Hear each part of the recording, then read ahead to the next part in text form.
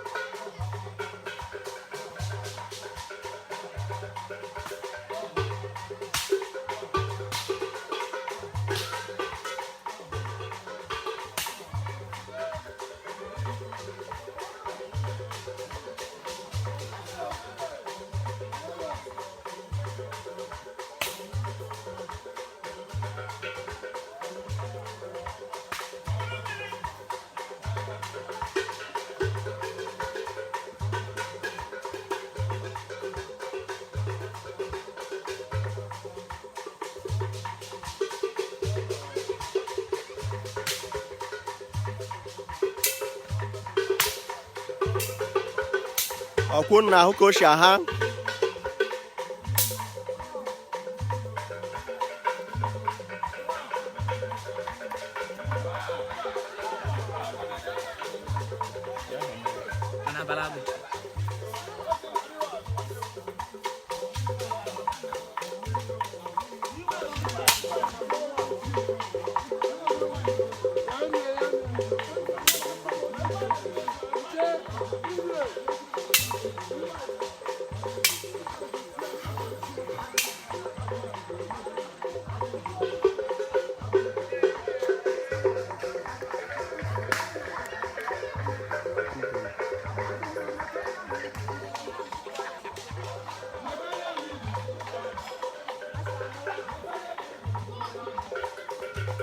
Collins Charles, thank you so much, them, man.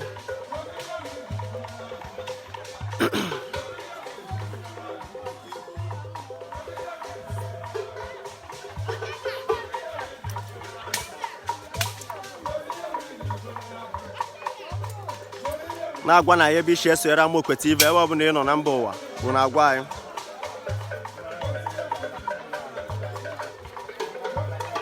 a na-abala ọgụ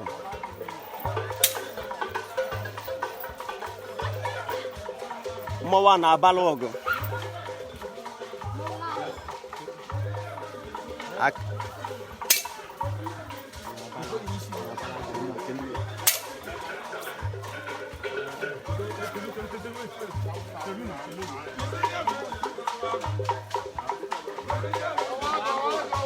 Adanna Cynthia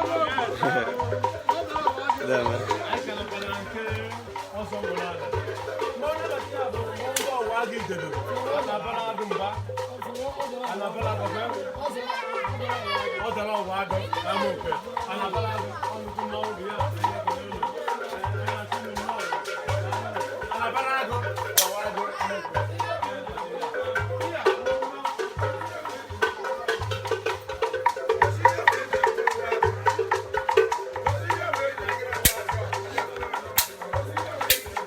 Wachi na-emelụ nwụda neke deme, thank you.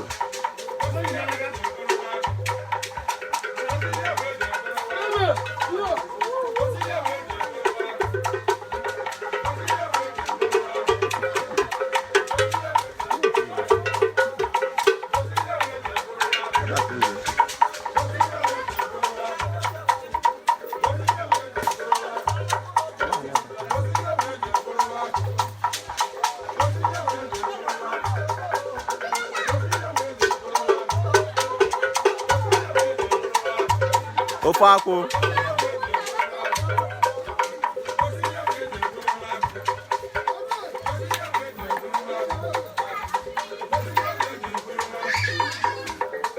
aka na-abịa John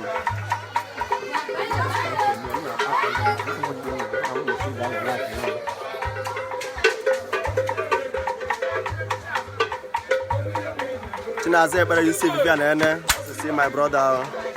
Don't take a well done. There, man. Watching a melon with Daneke. There, man.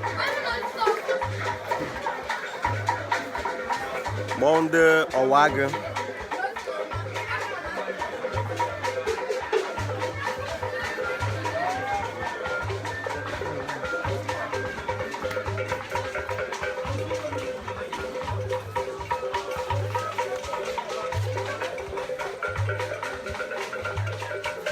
Dunga there, man. Now, when I ever share Amokwe TV, never share the video because I can share the video. Can I go viral?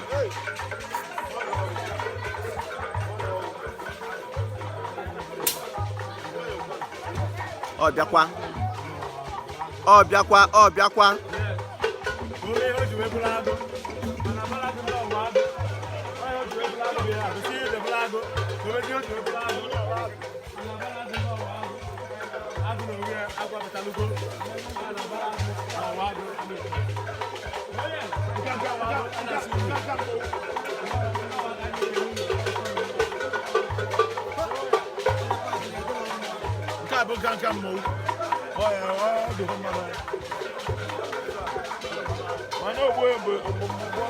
Ume Victor, there, man. Giovanni, my Spencer, Ka Umunem, Amokwe, Amaka, Hillary, more blessing from Istanbul, there, man.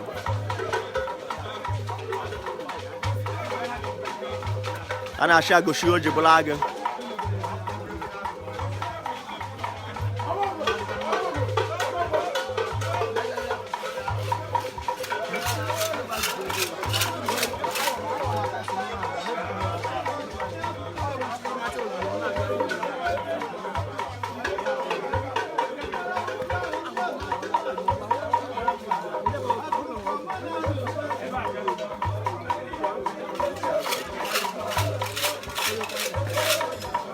Love on the beast, welcome. Tochukwu, welcome.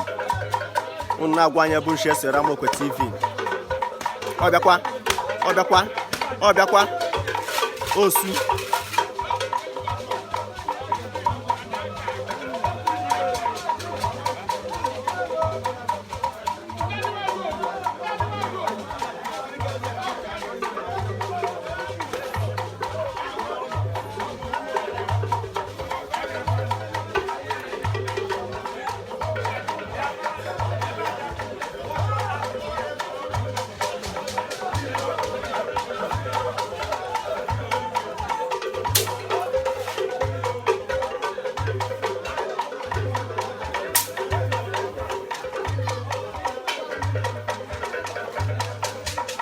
Oh my God.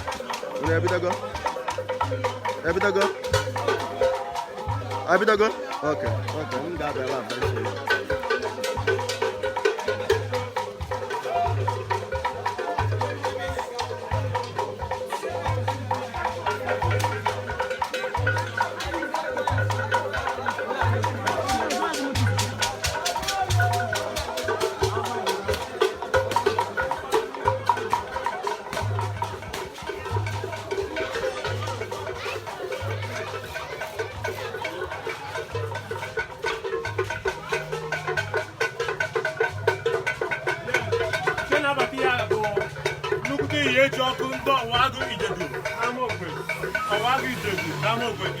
Dozie Joan Keze ọta nwa kash na YouTube.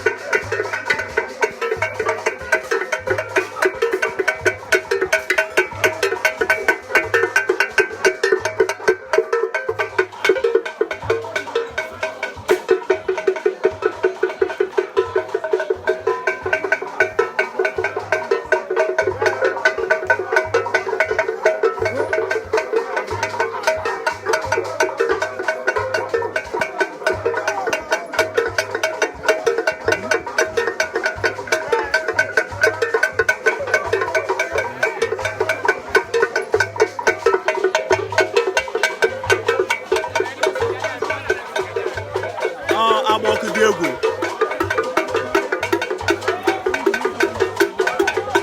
Mori na Adora Josephine na well done watching from Abuja. Yeah, man. Ondo wagon.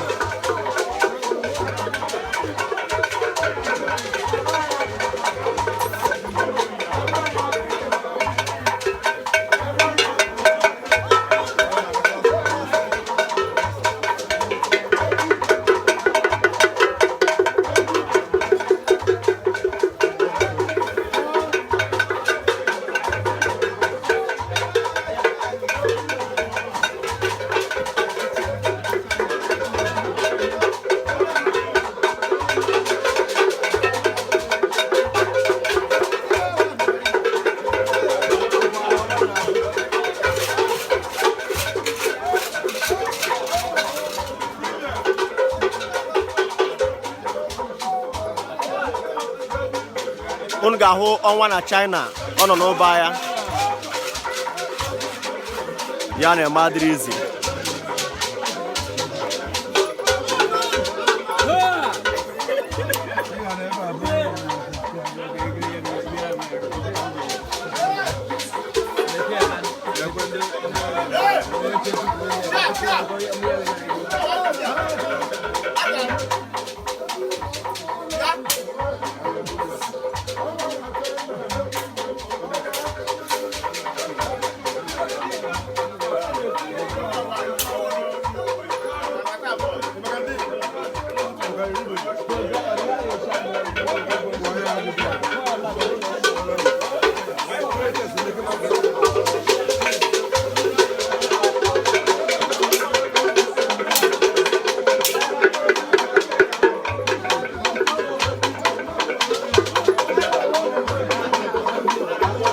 Ọnwa na China.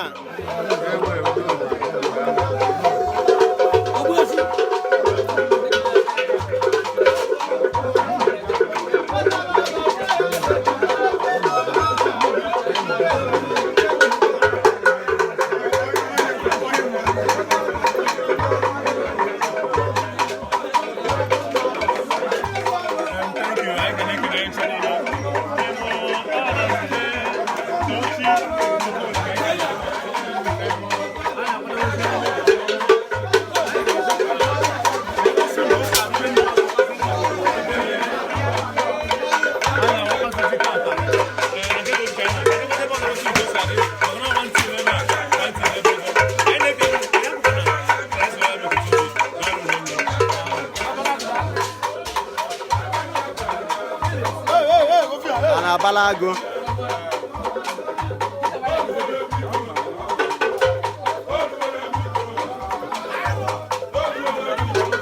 Vamos lá na Balago.